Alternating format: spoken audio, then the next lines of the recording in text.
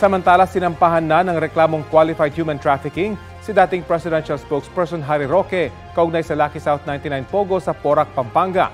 Mariing itinanggi ni Roque na may kinalaman siya sa operasyon ng Pogo. Balitang hatid ni Salima Refran.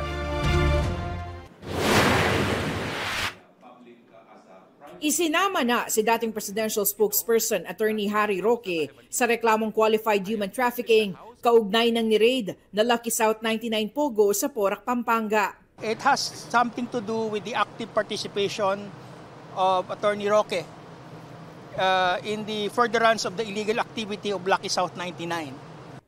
Inihain sa Department of Justice ang supplemental complaint affidavit ng Presidential Anti-Organized Crime Commission o PAOC at PNP-CIDG. Kasama sa reklamo ang affidavit ng opisyal ng PAGCOR, kaugnay ng umano'y meeting nila noon ni Roque, kasama si Lucky South 99 Representative Cassandra Leong.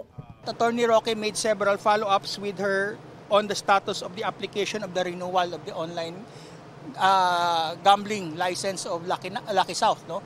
And as we all know, Lucky South was the conduit for the commission of human trafficking. Officers and people who have something to do with the corporation should be made to answer.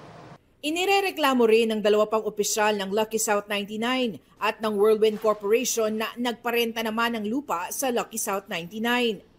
Matapos ang evaluation ng National Prosecution Service, maaaring isama na sa gumugulong na preliminary investigation si Roque at ang dalawa pang respondent. Si Roque na pinaghahanap dahil sa inalabas na arrest order sa kanya ng Quad Committee ng Kamara, sinabing gawang-gawa lamang ang reklamo laban sa kanya. Wala raw siyang kinalaman sa Pogo o sa operasyon nito.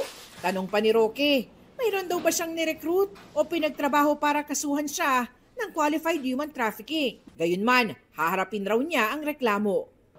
Salima Refran, nagbabalita para sa GMA Integrated News.